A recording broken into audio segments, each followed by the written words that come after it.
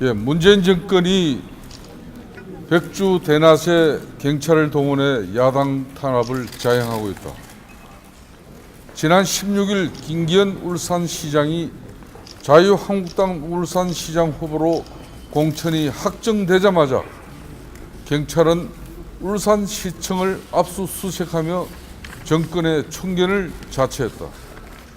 이는 지방선거를 겨냥한 기획수사이고 야당 탄압 정치 공작이다. 또한 검경수사권 조정 문제 등을 해난 해결용으로 경찰이 정권에 잘 보이기 위해 강행한 치졸한 야당 후보 정치 말살 공작이다. 적폐청산을 가장한 문재인 대통령의 노골적인 자유한국당 씨말리기 칼춤 지방선거용 야당 탄압 공작에 경찰까지 한 통속이 된 현실에 개탄을 금할 수 없다. 야당 탄압용 압수수색, 소환 조사가 일상이 되어버린 법의 폭력을 강력히 규탄합니다. 공권력이 정권의 앞잡이가 되어 자유한국당을 겨누고 있는 지방선거용 야당 말살 공작은 반드시 국민의 심판을 받을 것입니다. 절제해야 할 공권력을 야당 단체장에 남용한 이번 강압수사는 훗날 역사의 야당 탄압으로 기록될 것이다. 당장 경찰은 이성을 되찾고 정권의 경찰이 아니라 국민의 경찰로 거듭나길 촉구한다. 검찰, 경찰이 경쟁적으로 검경수사권 조정을 앞두고 정권에 아부하고 또 정권에 의해서 야당을 탄압하기 위한 그 최전선에 검찰, 경찰이 앞장서고 있다는 것은 대단히 불행한 일입니다. 자유한국당은 이런 공권력의 탄압과 야당 탄압 속에서 지방선거를 치러야 하는데 이렇게 가면은 어느 누가 야당 후보로 선거에 나서겠습니까? 문재인 대통령은 공권력을 동원한 야당 탄압을 즉각 중단해야 합니다.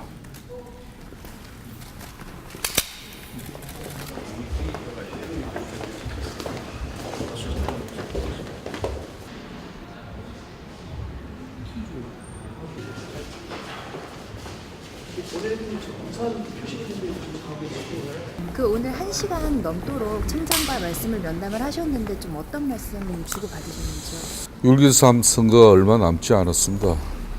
경찰의 엄정 중립한 이 지방선거 관리가 어느 때보다도 중요한 때입니다. 그런 만큼 이번 울산시장 울산시장실 압수수색에 관한 부분은 그렇지 않아도 제1야당은 이 공안정국에 사실상 후보들마저 구하기 어려운데 그런 측면에서 경찰청에서 앞으로 6.13 선거까지 절대 정치 중립의 그 의무에서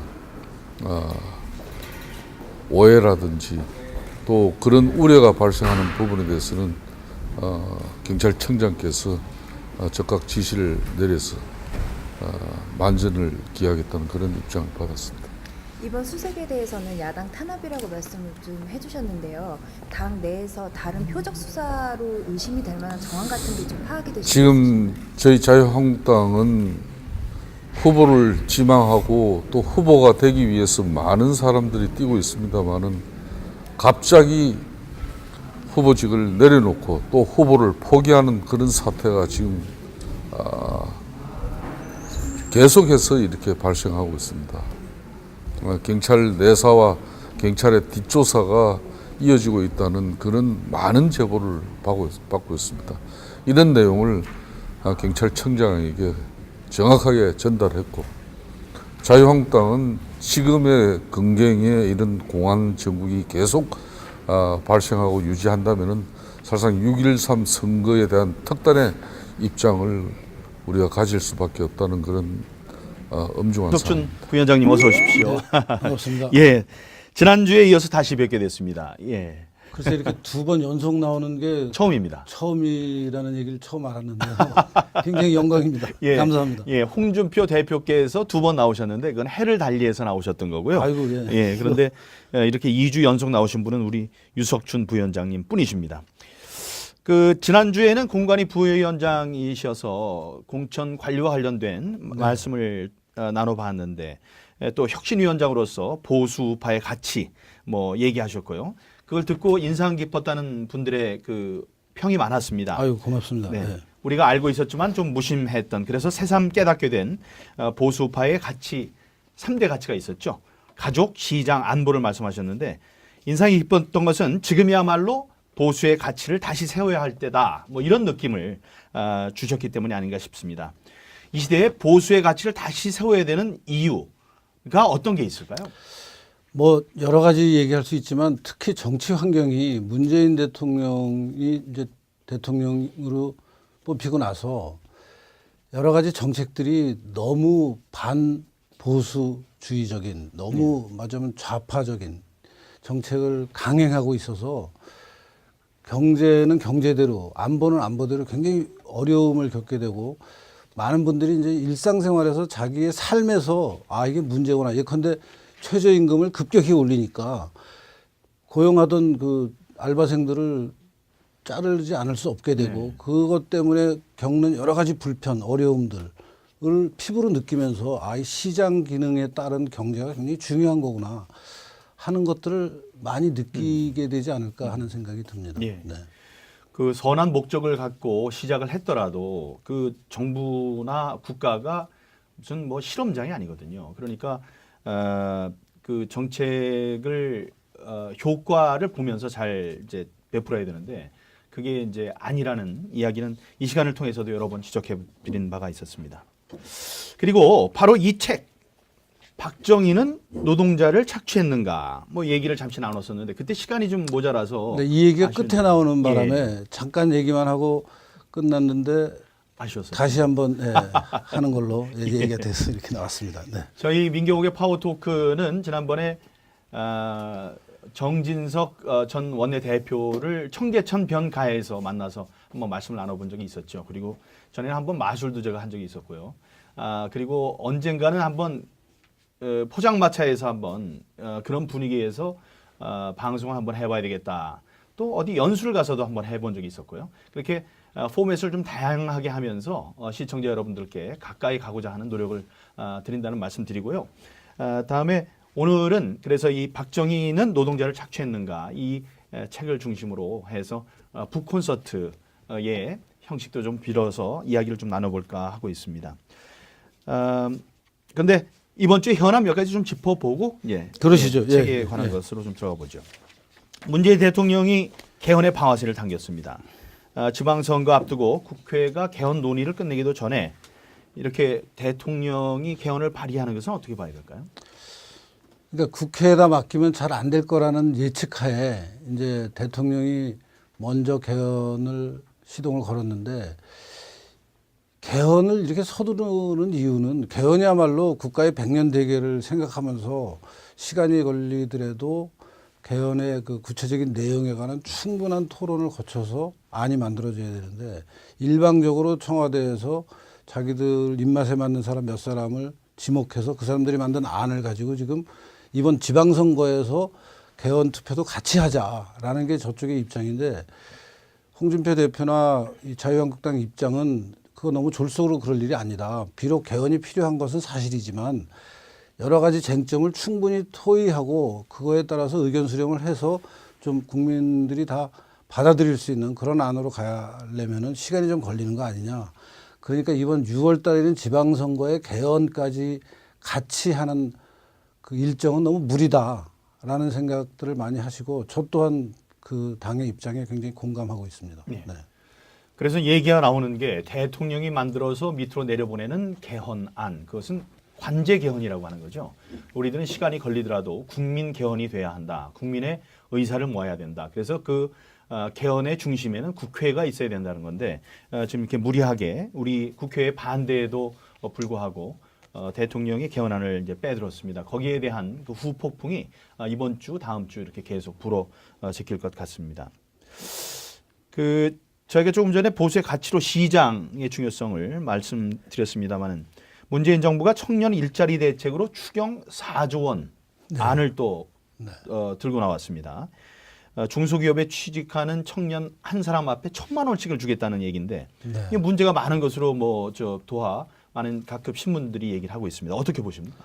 그러니까 이거야말로 이제 반시장적인 정책의 대표적인 거죠. 이제 이 청년 일자리를 거의 복지 개념으로, 그것도 무상복지의 무차별 복지 개념으로 청년이면 누구에게나 1,000만 원을 주겠다 하는 거니까, 이게 무슨 차별화돼서 어떠한 노력을 기울인 사람한테는 이런 보상을 준다라는 것도 아니고, 그러니까 이런 식의 복지 정책을 펴면은 좀 퍼주기 복지가 되는 거고, 나라 재정이 거덜이 곧 나겠죠. 그나마 앞에 세대가 30년 넘게 이렇게 허리띠를 졸라매고 나라 이제 국가를 채워놨는데, 이것을 이런 식으로 서울시에서는 서울시대로 무상복지 마구 해제끼고, 중앙 권력은 중앙 권력대로 이렇게 하고 하면은 문재인 대통령 집권 기간 안에 나라가 정말 남미나 그리스 같은 꼴로 가지 않는다는 보장이 없어서 정말 걱정이 많이 됩니다. 네. 이렇게 세금을 걷어서 바로 월급으로 주는 이런 정책은 세계 어디서도 찾아보기 힘든 정책이었고요.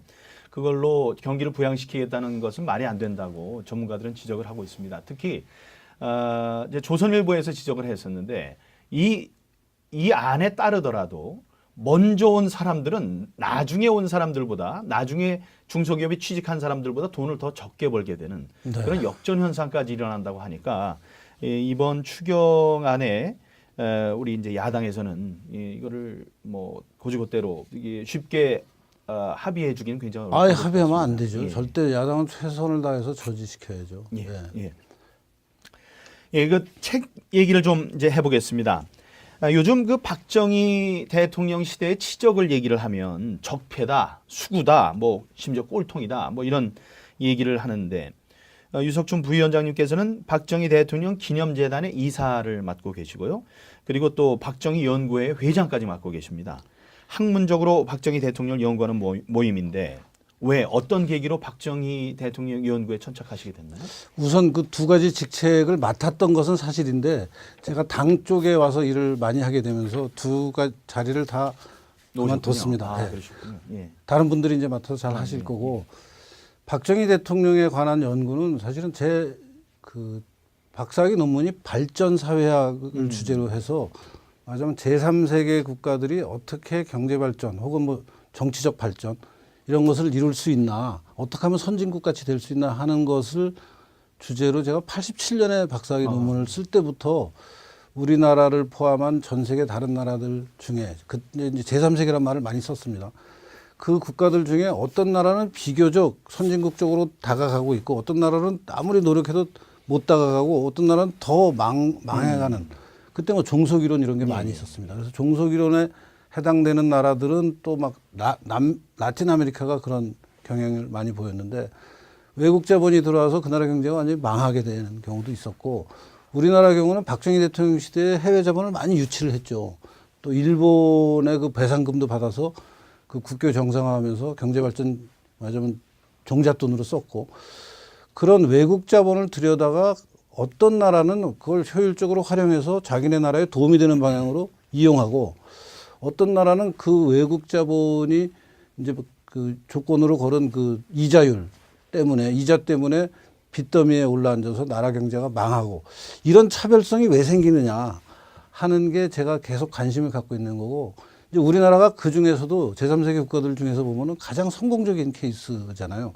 그래서 처음에는 이 성공이 너무 그 눈으로만 그렇게 느껴지는 거고, 사실은 이게 실패다라는 해석도 많이 있었죠. 80년대, 90년대. 근데 세월이 가면서 계속해서 우리나라 경제 발전해서 지금은 OECD에 가입하고 2050 클럽이라고 그래서 국민소득 2만 불, 전체 인구 5천만 이 되는 나라에 들어갔고, 그런 나라가 전 세계 7번째 나라였습니다, 우리나라가. 그러니까 누가 뭐래도 선진국 문턱까지 갔고 선진국 문턱을 넘어서는 단계까지 갔는데 이제 물론 최근에 와서 경제가 개걸음을 좀 옆으로 가고 있지만 이렇게 성공적인 경제 발전이 어디서부터 비롯된 것이냐 하는 여러 가지 이제 그 역사적인 분석이나 다른 나라랑 비교하는 작업을 하다 보면은 역시 박정희 대통령 시대에 우리나라 경제가 다른 나라랑 비교해서 비약적으로 발전하는 계기를 만들었다라는 결론을 낼 수밖에 없고 그러면은 그 구체적인 과정이 어떻게 되느냐 하는 것에서 그동안은 뭐 예컨대 외국 자본을 들여와서 포항제철을 지었고 뭐 그런 얘기들 많이 있잖아요. 또 뭐 경제발전 계획을 짜서 경부고속도로를 놨고 그런 여러 가지 부분에 관한 스터디가 많이 나와서 일반에게도 많이 알려졌고 새마을운동을 했느니 뭐 그런데 아직도 젊은 사람들에 먹히는 것 중에 하나가 그런 여러 가지 일에도 불구하고 공장에서 자본가와 국가가 공장이 돌아갈 때 노동자들을 혹사시켜서 예, 우리나라 경제가 발전했고 예. 그래서 경제는 발전했지만 노동자들은 착취당했다. 라는 식으로 얘기들을 많이 해서 정말 그런지 안 그런지 제가 좀 구체적인 실증적인 작업을 해봤고 그래서 그 결론이 아니다. 예. 오히려 중산층을 육성시킨 대통령이 박정희 대통령이다. 예. 라는 결론을 낸 책이 이 책입니다. 예, 예. 그 얘기를 이제 차근차근 해봐야 될 텐데요. 박정희 대통령이 1917년생입니다. 그러니까 지난해가 탄생 100주년이었는데요. 그때 뭐 우표를 낸다. 근데 또 정부에서 못 내게 하고 다음에 대학생들이 대학생 포럼에서 자비로 그 우표를 발간하고 뭐 그런 일들이 있었죠. 해프닝들이 있었는데 그 박정희 대통령 하면 경제 발전, 부국 대통령 또 전 세계적으로 유명한 새마을 운동 등을 생각하게 되는데 요즘 젊은 층들에게는 그 부정적인 인식이 사실 더 많습니다. 박정희 하면 장기 집권 독재자, 네. 또 정경유착, 또 네. 재벌을 살찌우고 노동자를 착취한 인물, 네. 뭐 이런 식으로 생각을 하는데 이 젊은이들의 생각이 옳은 건지요? 아니, 그러니까 장기 집권을 한 것은 맞지요. 예. 다만 장기 집권을 해서 나라를 망하게 했느냐, 흥하게 했느냐 하는 기준에서 보면은 장기 집권을 했음에도 불구하고 나라를 흥하게 했다라는 기준에서 장기 집권을 한 북한의 3대 세습왕조, 뭐 소련의 무슨 뭐 그 볼셰비키에서 그 스탈린이나 뭐 이런 사람들이 집권한 거랑 비교하고 또 다른 제3세계 많은 독재자들이 비교한 거랑 집권한 거랑 비교하면은 우리나라 박정희 대통령 경우는 장기 집권한 것은 사실이지만 그 장기 집권의 결과가 부정적이지 않다. 오히려 절대적으로 긍정적이다.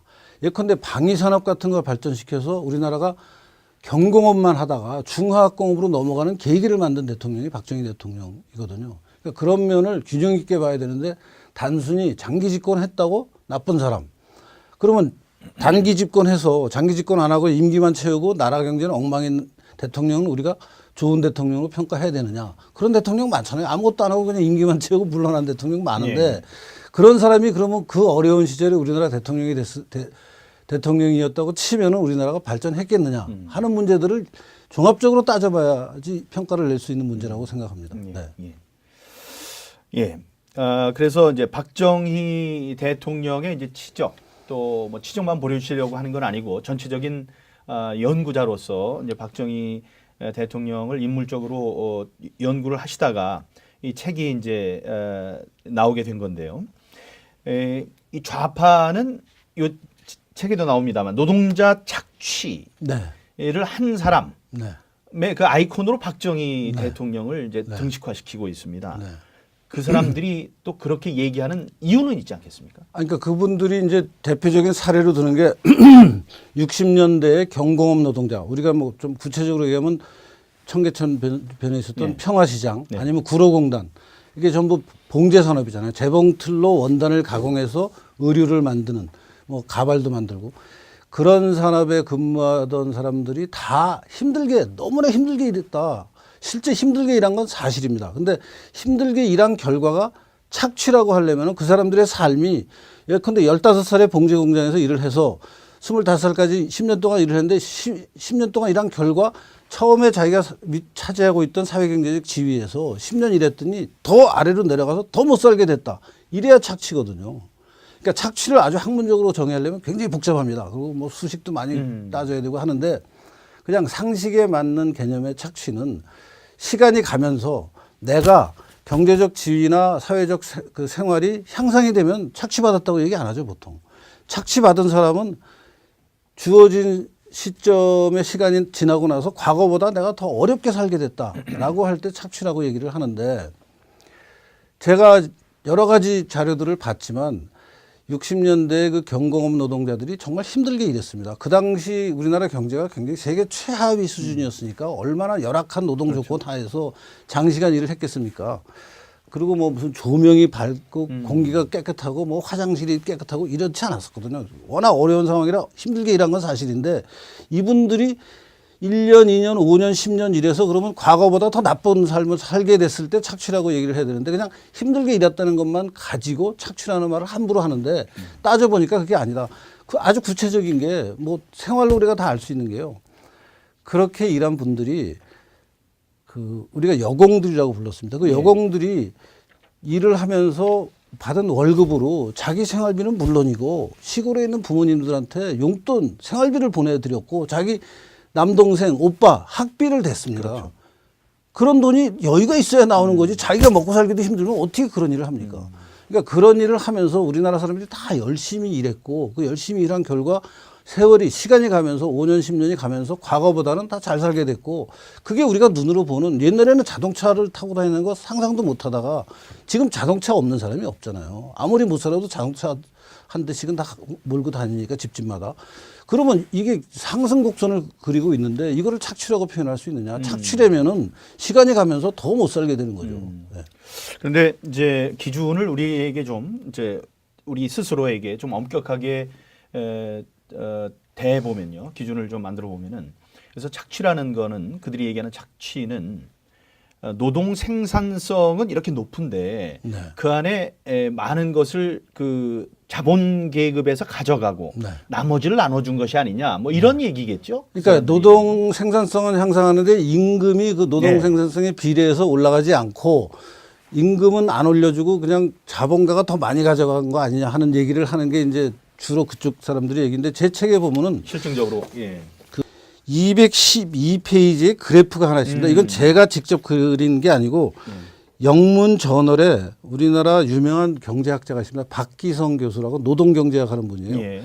이분이 이제 1963년부터 99년 외환위기 직후까지 그 노동의 생산성 향상, 한계 생산성 상승이라 그럽니다. 한계 노동 생산성 상승하는 거와 그다음에 임금 상승을 이렇게 비교를 해봤는데, 이게 60년대부터 같이 갑니다. 쭉 이렇게 같이 가다가 87년 노동자 대투쟁이 우리가 소위 말하는 87년에 그 노동조합을 우후죽순으로 만들고 큰 시위가 있었잖아요. 그 이후부터 외환위기가 벌어지기까지 이 하얀 점들이 임금 상승률을 보여주는데, 임금 상승이 노동의 한계 생산성을 증가합니다. 아, 그렇군요. 그러니까 결국 외환위기의 원인이 여러 가지가 있지만 그중에 한 가지 중요한 원인은 노동이 기여한 것보다 더 많이 받아갔어요.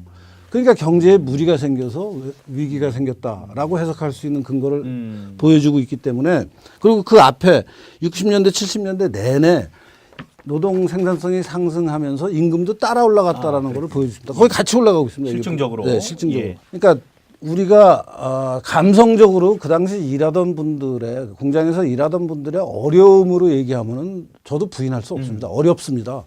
지금도 실제 일하는 사람들은 굉장히 힘들게 일을 하잖아요. 어느 나라나, 세상에 어느 나라나 북한의 노동자는 즐겁게 뭐 아주 그냥 유쾌한 노동을 하는 게, 거기서도 다 필리핀의 노동자, 아프리카 저발전 국가의 노동자, 우리나라의 노동자, 세계 어느 나라의 노동자나 노동자들 힘들게 일합니다. 그리고 우리나라 노동자가 예외가 아니었기 때문에 60년대 굉장히 어렵게 힘들게 일했습니다. 그렇지만 시간이 가면서 이분들은 경제적 지위는 물론이고 사회적 지위가 상승하면서 본인들, 과거에는 우리나라 대학 진학률이 전체 국민의 10% 20%밖에 안 됐잖아요. 지금 80%가 대학을 가요. 같은 해에 태어난 사람의 80%가 대학을 갑니다. 다른 말로 하면 나라 전체의 사회경제적 조건이 향상되고 있는 겁니다. 근데 그걸 두고 착취라고 표현하니까 제가 그건 아니다라고 확실하게 얘기하고 있습니다. 예. 네. 우리들이 이제 자유를 누린다 할 때 그 이제 기준 중에 하나가 노동자들이 얼마나 자유를 누리느냐, 노조들이 얼마나 자유롭게 활동을 하느냐인데, 지금 교수님께서는 부위원장님께서는 그것도 지적하고 계시죠. 지금 노조의 뿌리를 네. 만든 게 그때가 됐다. 네, 네. 예, 큰 영향을 미쳤다고 말씀하시는 거죠. 그 부분은 이제 지금 노조가 이제 우리나라 노조 가입률이 다른 나라랑 비교하면 상대적으로 낮습니다. 아, 예. 노조 가입률이 제일 높은 수치로 올라갔던 게 87년 노동자 대투쟁 직후에 그 공장의 노조 조직률, 그다음에 그 노동조합의 공장에서 일하는 노동자들이 가입하는 노조 가입률이 20%대까지 올라가는데 지금은 10% 초반대로 떨어져 있습니다. 근데 지금의 그 노조에 가입한 분들의 주 그 구성원들을 보면 대부분 우리나라의 대기업의 그 중화학공업 대기업의 금속노조, 예컨대 현대자동차다, 현대중공업이다, 뭐 과거에 탱크를 만들던 기아자동차 이런 데의 후신 회사, 그런 회사들이 우리나라 노동조합의 주류를 이루고 있습니다. 물론 그 후에는 화이트칼라 노동조합도 많이 생기고 있지만 초반에 87년 노동자 대투쟁을 주도했던 그 노조는 기억하시겠지만 마산, 창원, 울산 여기에 있는 우리나라 중화학공업 공장의 노동자들입니다.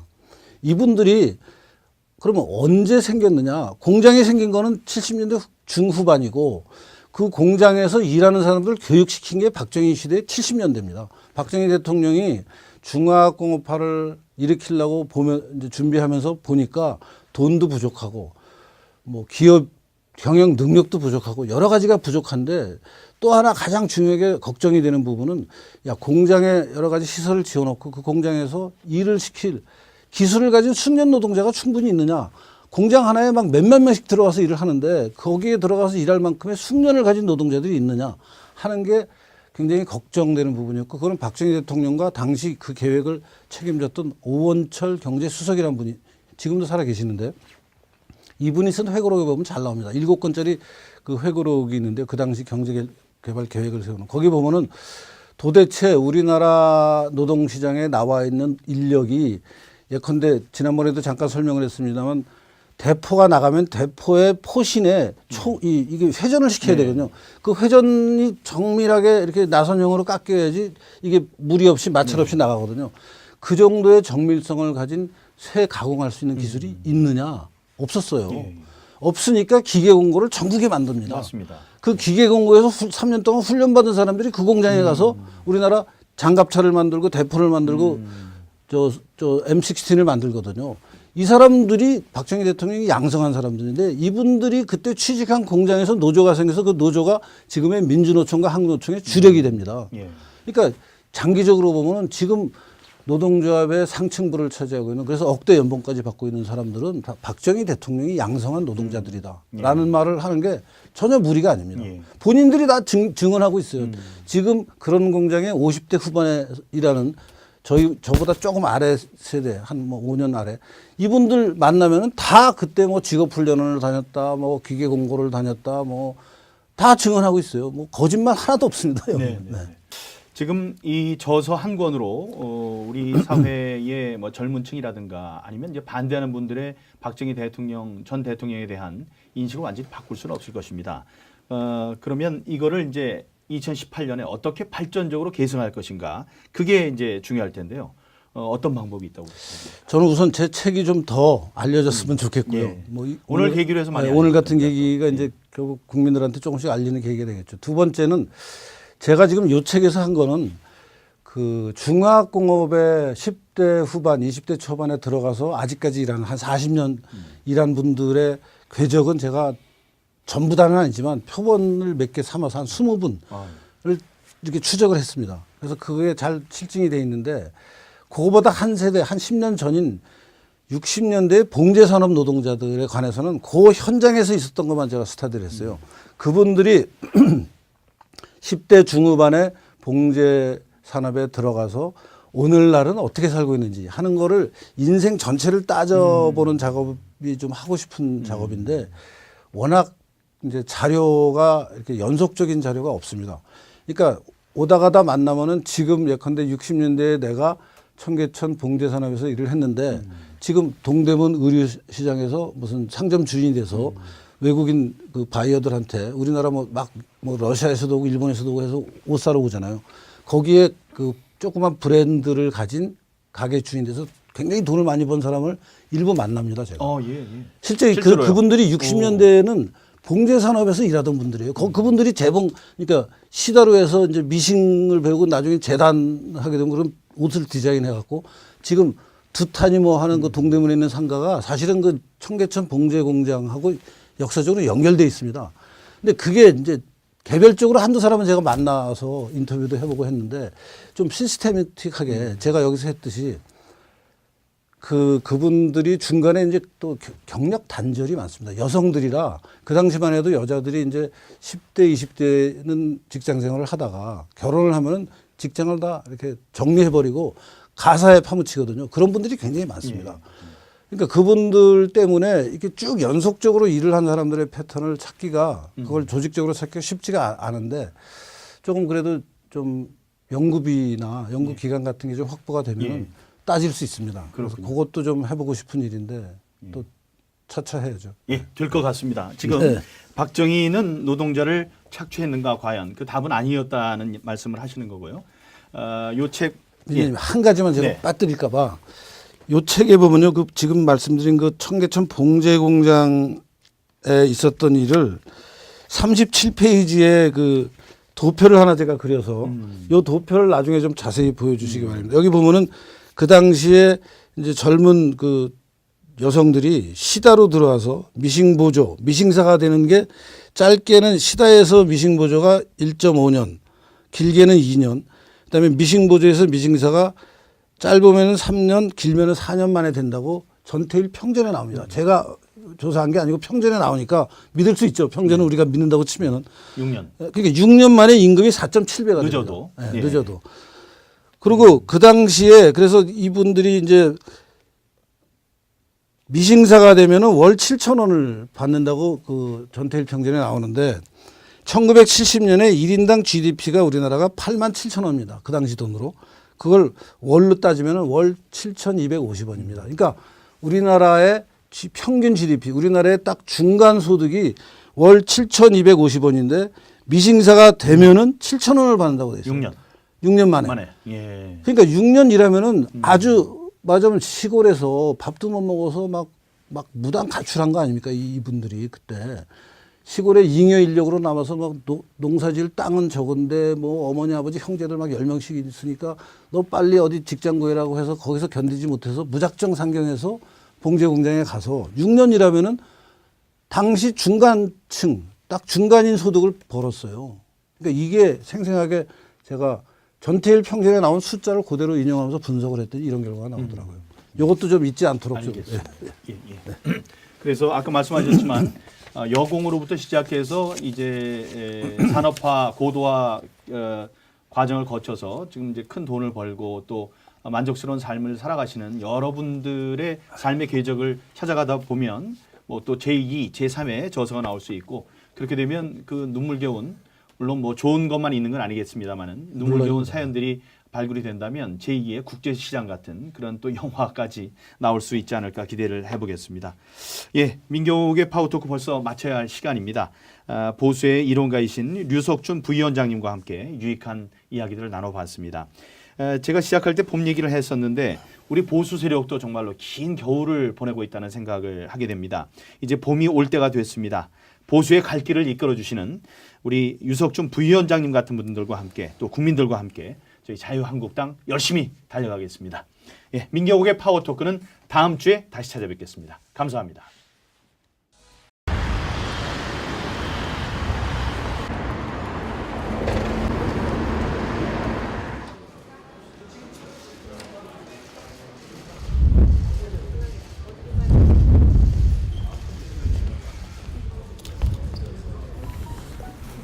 예, 문재인 정권이 백주 대낮에 경찰을 동원해 야당 탄압을 자행하고 있다. 지난 16일 김기현 울산시장이 자유한국당 울산시장 후보로 공천이 확정되자마자 경찰은 울산시청을 압수수색하며 정권의 총견을 자처했다. 이는 지방선거를 겨냥한 기획수사이고 야당 탄압 정치 공작이다. 또한 검경 수사권 조정 문제 등을 해난 해결용으로 경찰이 정권에 잘 보이기 위해 강행한 치졸한 야당 후보 정치 말살 공작이다. 적폐청산을 가장한 문재인 대통령의 노골적인 자유한국당 씨말리기 칼춤 지방선거용 야당 탄압 공작에 경찰까지 한 통속이 된 현실의 개탄을 금할 수 없다. 야당 탄압용 압수수색, 소환 조사가 일상이 되어버린 법의 폭력을 강력히 규탄합니다. 공권력이 정권의 앞잡이가 되어 자유한국당을 겨누고 있는 지방선거용 야당 말살 공작은 반드시 국민의 심판을 받을 것입니다. 절제해야 할 공권력을 야당 단체장에 남용한 이번 강압수사는 훗날 역사의 야당 탄압으로 기록될 것이다. 당장 경찰은 이성을 되찾고 정권의 경찰이 아니라 국민의 경찰로 거듭나길 촉구한다. 검찰, 경찰이 경쟁적으로 검경수사권 조정을 앞두고 정권에 아부하고 또 정권에 의해서 야당을 탄압하기 위한 그 최전선에 검찰, 경찰이 앞장서고 있다는 것은 대단히 불행한 일입니다. 자유한국당은 이런 공권력의 탄압과 야당 탄압 속에서 지방선거를 치러야 하는데 이렇게 가면은 어느 누가 야당 후보로 선거에 나서겠습니까?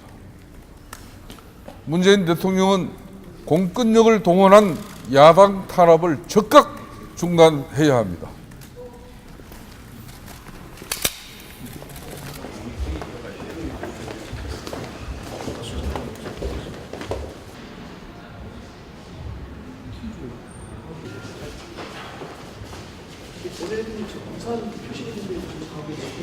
그 오늘 1시간 넘도록 청장과 말씀을 면담을 하셨는데 좀 어떤 말씀 주고받으셨는지요? 6.13 선거가 얼마 남지 않았습니다. 경찰의 엄정 중립한 이 지방선거 관리가 어느 때보다도 중요한 때입니다. 그런 만큼 이번 울산시장실의 울산시장실 압수수색에 관한 부분은 그렇지 않아도 제1야당은 이 공안 정국에 사실상 후보들마저 구하기 어려운데 그런 측면에서 경찰청에서 앞으로 6.13 선거까지 절대 정치 중립의 그 의무에서 오해라든지 또 그런 우려가 발생하는 부분에 대해서는 경찰청장께서 적극 지시를 내려서 만전을 기하겠다는 그런 입장을 받았습니다. 이번 수색에 대해서는 야당 탄압이라고 말씀을 좀 해주셨는데요. 당 내에서 다른 표적 수사로 의심이 될 만한 정황 같은 게 좀 파악이 되시나요? 지금 저희 자유한국당은 후보를 지망하고 또 후보가 되기 위해서 많은 사람들이 뛰고 있습니다만은 갑자기 후보직을 내려놓고 또 후보를 포기하는 그런 사태가 지금 계속해서 이렇게 발생하고 있습니다. 경찰 내사와 경찰의 뒷조사가 선한 목적을 갖고 시작을 했더라도 그 정부나 국가가 무슨 뭐 실험장이 아니거든요. 그러니까 그 정책을 효과를 보면서 잘 이제 베풀어야 되는데 그게 이제 아니라는 이야기는 이 시간을 통해서도 여러 번 지적해 드린 바가 있었습니다. 그리고 바로 이 책 박정희는 노동자를 착취했는가 뭐 얘기를 잠시 나눴었는데 그때 시간이 좀 모자라서 이 얘기가 끝에 아쉬운데. 나오는 바람에 예. 잠깐 얘기만 하고 끝났는데 아쉬웠어요. 다시 한번 하는 걸로 얘기가 돼서 이렇게 나왔습니다. 네. 저희 민경욱의 파워토크는 지난번에 정진석 전 원내대표를 청계천 변가에서 만나서 한번 말씀을 나눠본 적이 있었죠. 그리고 전에는 한번 마술도 제가 한 적이 있었고요. 그리고 언젠가는 한번 포장마차에서 한번 그런 분위기에서 방송을 한번 해봐야 되겠다. 또 어디 연수를 가서도 한번 해본 적이 있었고요. 그렇게 포맷을 좀 다양하게 하면서 시청자 여러분들께 가까이 가고자 하는 노력을 드린다는 말씀 드리고요. 다음에 오늘은 그래서 이 박정희는 노동자를 착취했는가 이 책을 중심으로 해서 북콘서트의 형식도 좀 빌어서 이야기를 좀 나눠볼까 하고 있습니다. 그런데 이번 주에 현안 몇 가지 좀 짚어보고 그러시죠. 책에 예, 관한 예. 것으로 좀 들어가 보죠. 문재인 대통령이 개헌의 방아쇠를 당겼습니다. 지방선거 앞두고 국회가 개헌 논의를 끝내기도 전에 이렇게 대통령이 개헌을 발의하는 것은 어떻게 봐야 될까요? 그러니까 국회에다 맡기면 잘 안 될 거라는 예측하에 이제 대통령이 먼저 개헌을 시동을 걸었는데, 개헌을 이렇게 서두르는 이유는 개헌이야말로 국가의 백년 대계를 생각하면서 시간이 걸리더라도 개헌의 그 구체적인 내용에 관한 충분한 토론을 거쳐서 안이 만들어져야 되는데, 일방적으로 청와대에서 자기들 입맛에 맞는 사람 몇 사람을 지목해서 그 사람들이 만든 안을 가지고 지금 이번 지방선거에서 개헌 투표도 같이 하자라는 게 저쪽의 입장인데, 홍준표 대표나 이 자유한국당 입장은 그거 너무 이어지고 있다는 그런 많은 제보를 받고 있습니다. 이런 내용을 경찰청장에게 정확하게 전달했고, 자유한국당은 지금의 근경에 이런 공안 정국이 계속 발생하고 유지한다면은 사실상 6.13 선거에 대한 특단의 입장을 우리가 가질 수밖에 없다는 그런 엄중한 덕준 상황. 부위원장님 어서 오십시오. 반갑습니다. 예, 지난주에 이어서 다시 뵙게 됐습니다. 예, 글쎄 이렇게 두 번 연속 나오는 게 처음입니다. 처음이라는 얘기를 처음 알았는데요. 굉장히 영광입니다. 예, 감사합니다. 예, 홍준표 대표께서 두 번 나오셨는데 그건 해를 달리해서 나오셨던 거고요. 아이고, 예. 예, 그런데 이렇게 2주 연속 나오신 분은 우리 유석춘 부위원장님 뿐이십니다. 그 지난주에는 공관위 부위원장이셔서 공천 관리와 관련된 말씀을 나눠봤는데, 또 혁신위원장으로서 보수파의 가치 뭐 얘기하셨고요. 그걸 듣고 인상 깊었다는 분들의 그 평이 많았습니다. 아유, 고맙습니다. 네. 네. 우리가 알고 있었지만 좀 무심했던, 그래서 새삼 깨닫게 된 보수파의 가치, 3대 가치가 있었죠. 가족, 시장, 안보를 말씀하셨는데, 인상이 깊었던 것은 지금이야말로 보수의 가치를 다시 세워야 할 때다, 뭐 이런 느낌을 주셨기 때문이 아닌가 싶습니다. 이 시대에 보수의 가치를 다시 세워야 되는 이유가 어떤 게 있을까요?